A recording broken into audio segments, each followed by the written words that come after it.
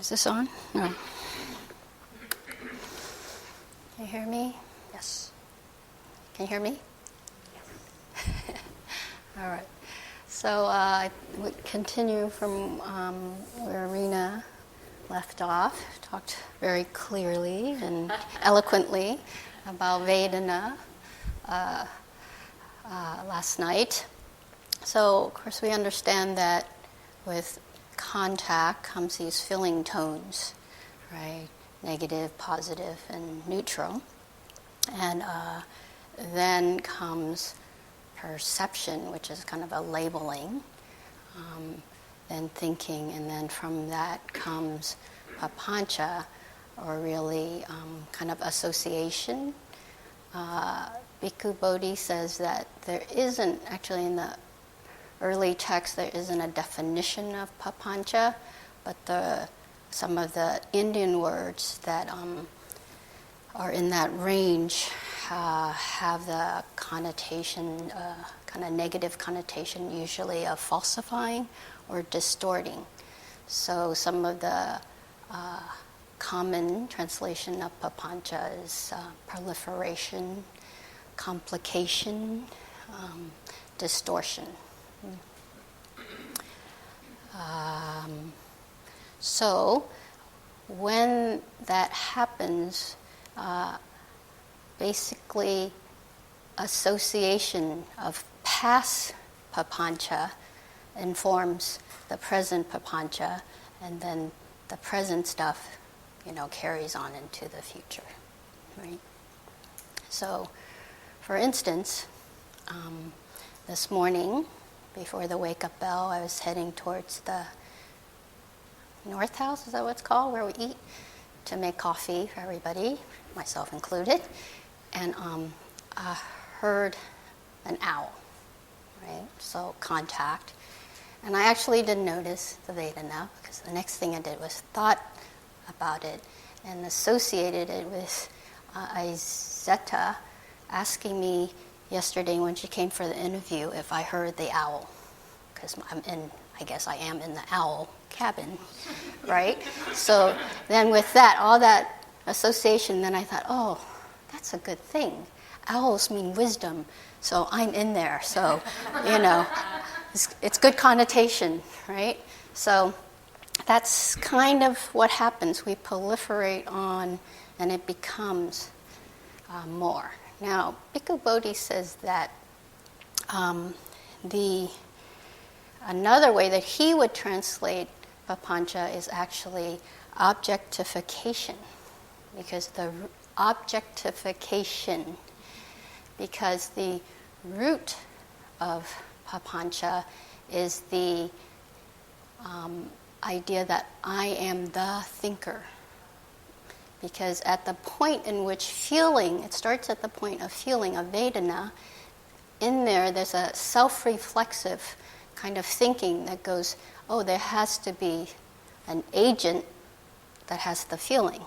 Someone is liking or disliking or is neutral. So the agent then has the object, right? So in that you create, I am the one with the feeling, I am the one thinking.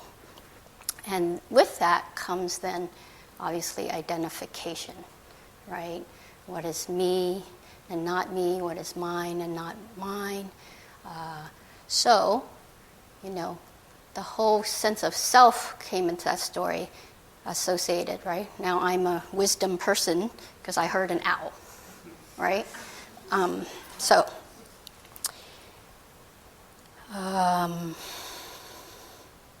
then with that, we keep on reinforcing it, because then we kind of are conditioned to keep adding to that idea, that concept of self. Now every time, maybe I'll start collecting owl things, and when there are no owls, then I don't like it. Any other bird, forget it. If you're going to give me a gift of a bird, make it an owl, because I want to cultivate, right, my owl wisdom side, right? Maybe if someone tells me an owl is a predator, I'm like, yeah, but full of wisdom, right? So, and with that then comes kind of more of solidifying of the desire towards that. And this is an interesting thing that I really appreciate, because when the piece that have studied a lot, that Bhikkhu Bodhi writes, and he talks about this, is the arising of conflict comes from this. And this is the place where the conflict happens, when there's desire based on a sense of self. And so, of course, you're going along looking for ways in which to reify your concept of self, and if someone else's concept of self comes that doesn't meet your desire, then that's where the conflict happens, right? Someone else wants to stay in the owl cabin next year, maybe, and I'll be like, no, give me owl cabin, because, it reinforces. So he says, this is the point in which inner objectification, right, breeds external conflict. Isn't that great? So from this desire to keep on reinforcing a concept of a self, by the way, right? And we just keep on adding to it, and we get in conflict with others. So another way I like to think about, maybe less, classic and less, almost intellectual way of thinking about papancha is that Vedana, right, would be a sense of how we tend to react when there's contact. We like it, we don't like it, it's neutral. And then papancha is the tone that then tends to set up because of all the association and all the story that we've come up out of that. Does that make sense? For instance, I think a good example would be like Ebenezer Scrooge, right? We all understand that his driving thing is greed, but it kind of pervades his whole being. When you say? So when I said Ebenezer Scrooge, everyone really had a sense of the tone that comes with him. If I say Mother Teresa, we all kind of have a sense of a tone, and that's kind of our feeling we also get when we think about Mother Teresa or Dalai Lama or whatever. So, let's see, what else can I say about this? I have some other examples of the process, but I think maybe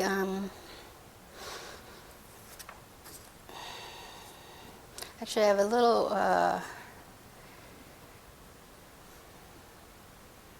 let's go ahead and go into the meditation, because I have a little guided meditation that I think can be kind of fun. All right. So imagine you're sitting in a train station.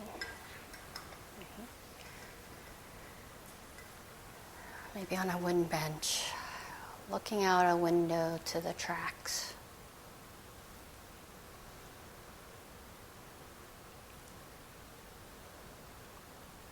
And you hear the whistle of a train coming. What is your feeling tone then? Have you already an image of a train? What you think about trains? Old-fashioned, slow. My idea of trains is you get to meet a lot of people, interesting people.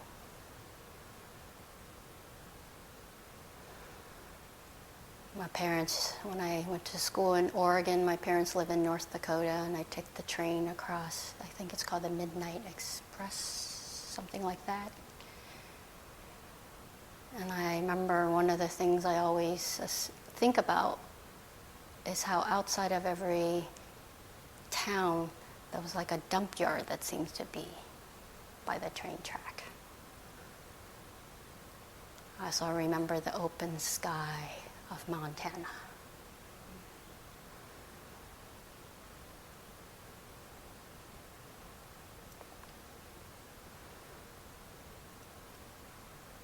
But now you're back in the train, right? You've gone away from the train station, now come back. And you're looking out the window, so your view is framed by the window. And a car comes by, a train car, from the left, going to the right.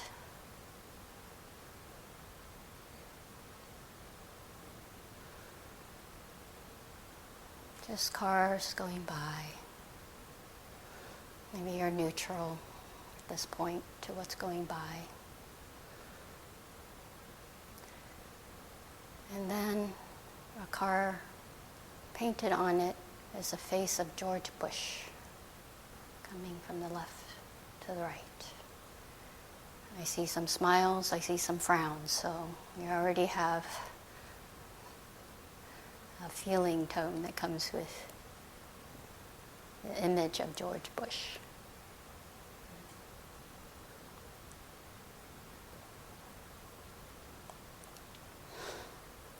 And with that probably comes memories, right? And ideas about his tenure as president, the things that happened.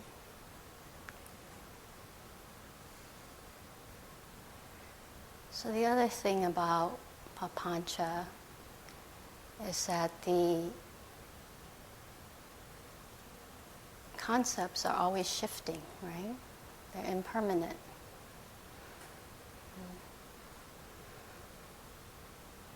So if George Bush suddenly came out and said, all these years I didn't know I was gay, and came out, then all of a sudden, probably most of us will have a little bit more openness towards George Bush.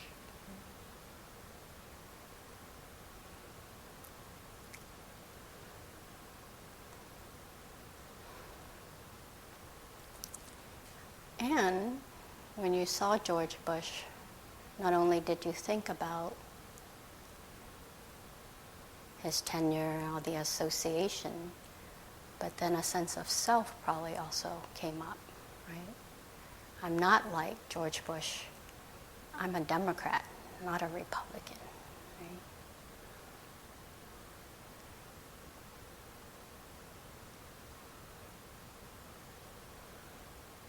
Or the marches when he started the wars and you went on marches. Now you're an activist, right?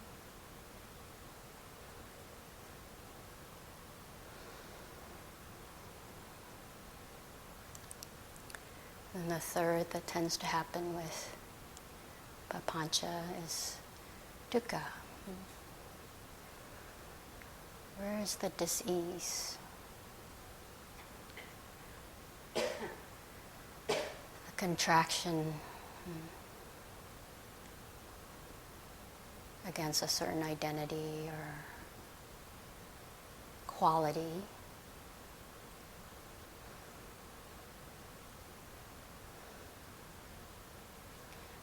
So Bhikkhu Bodhi says the way to work with this is at the point of Vedana.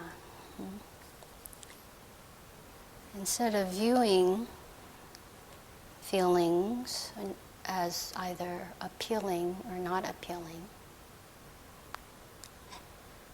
we think about the causal process. For, let's say you have a feeling, right, pleasant, and you go towards it. What might be the result? I see a oatmeal cookie, right? I've talked about how I love eating meditation because I like the textures of food. So an oatmeal cookie, has a lot more texture than, say, a shortbread cookie. So I gravitate. The oatmeal cookie is more appealing to me. So if I'm not aware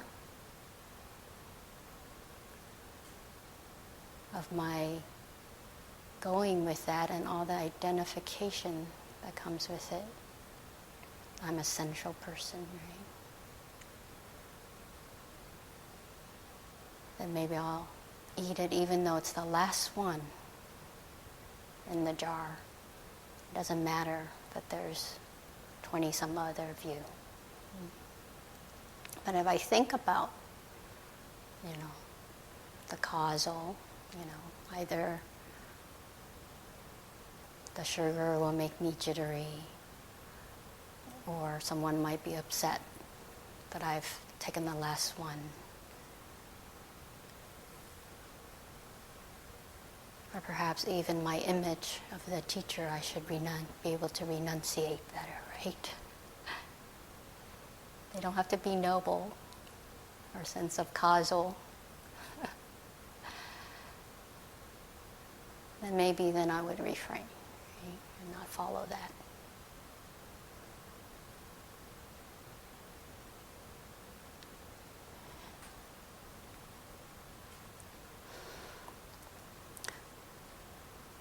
So is following the feeling, the causal process, does it bring up more skillful qualities? Sense of generosity, of sharing? Or is it unskillful? Maybe I really want it, that cookie, but I don't want to seem like I'm not generous, so in the middle of the night, I'm going to go. So it's more even a sense of almost stealing the cookie.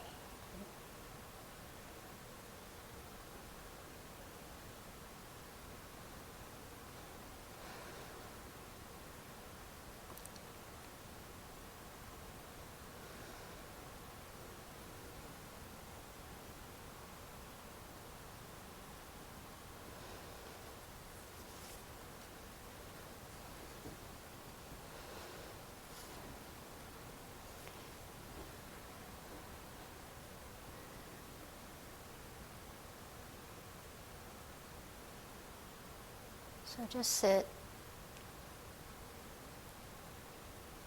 reflect on how a response to liking, not liking, or neutral proliferates and complicates or distorts your perception.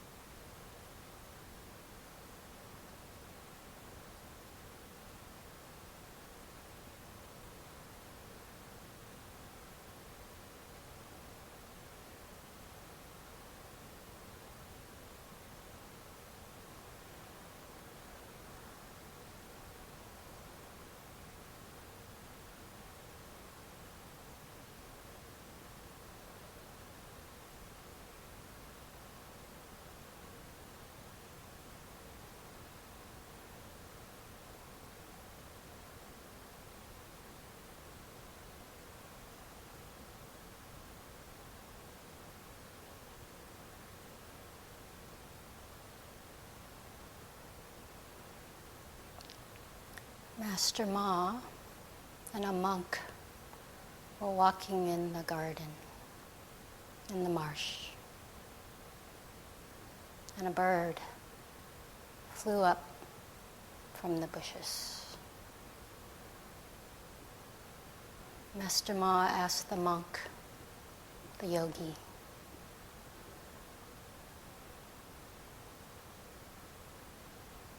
"Where has that bird gone?" The yogi said, "The geese has flown away."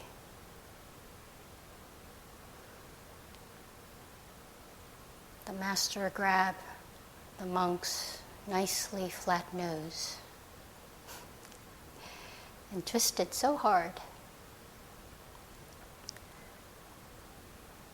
that she screamed out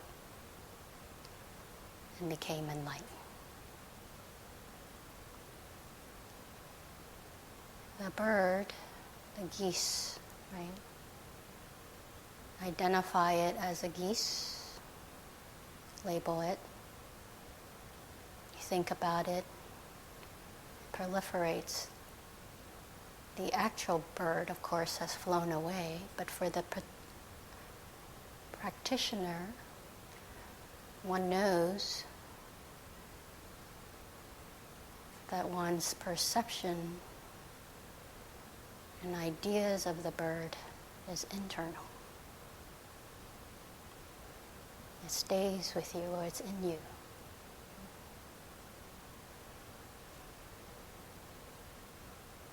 Or it's yours, you make it, right? You proliferate it, you complicate it.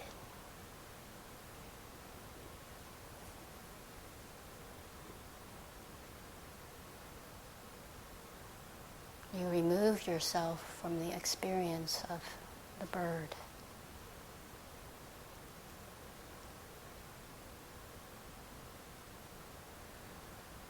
Because when I was thinking about Izetta telling me about the owl and my idea of who I might be in the owl cabin, I'm not present for the owl and the sound of the owl.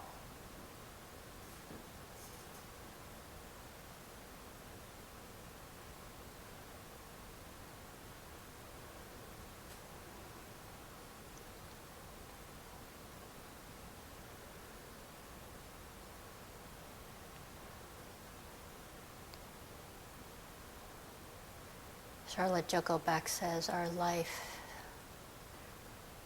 is much more simple if we can just keep it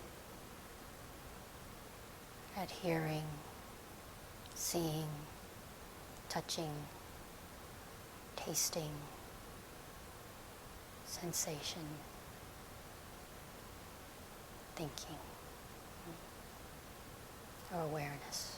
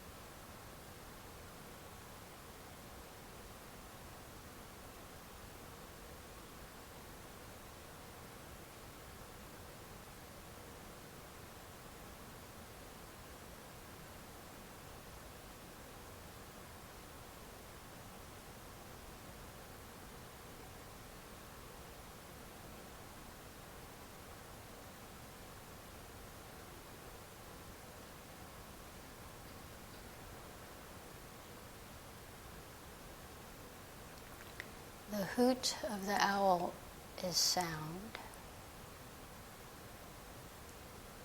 The remembering the conversation or who I am is the noise.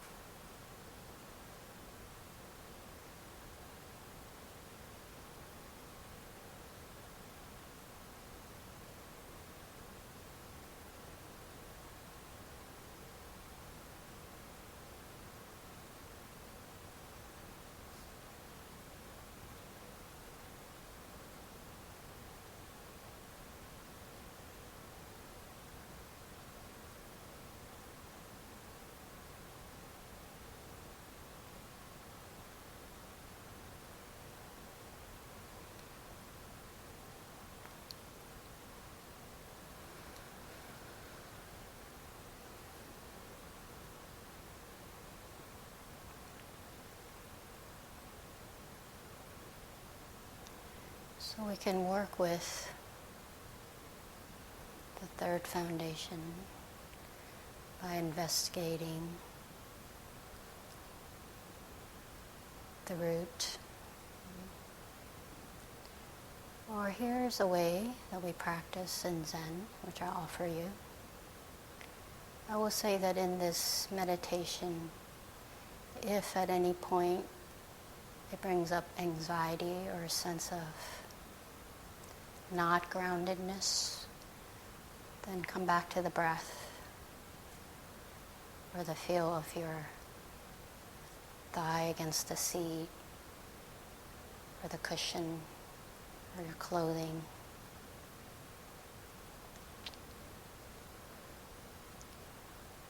So imagine you're sitting on a hill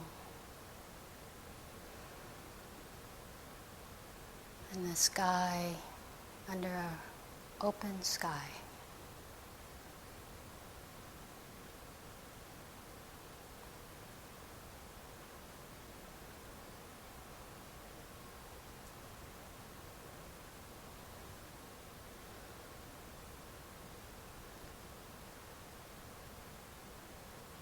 And in the sky, a cloud comes, blown by the wind from the left.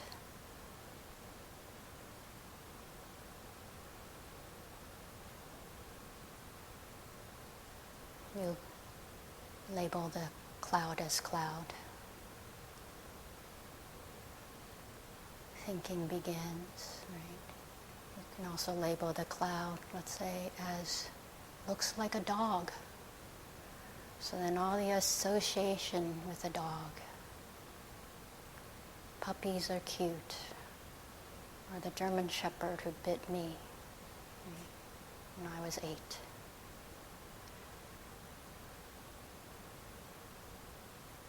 So if you can just let the cloud be a cloud in the open sky, maybe remembering the vastness of the sky. Open up into the vastness of the sky as opposed to focusing on the cloud. But not from aversion, just because the spaciousness of the sky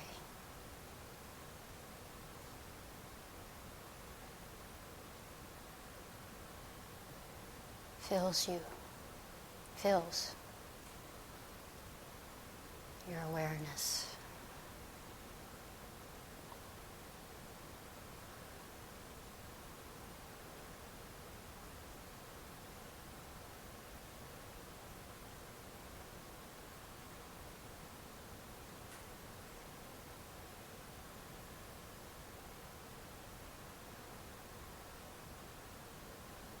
So no matter the shape of the cloud, the direction of the cloud, the color of the cloud, there's no noting, no identifying it, no relationing to it. Just let it be in the open sky.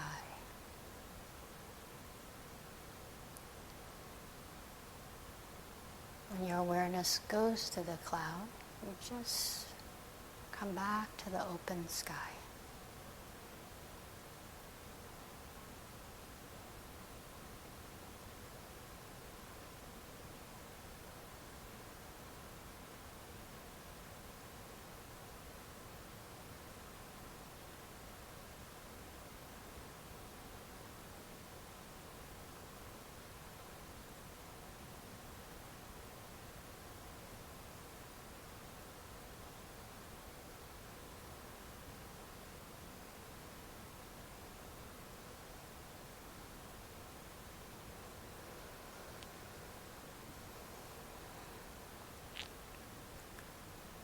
And if you're able, or if it's possible, the sky fills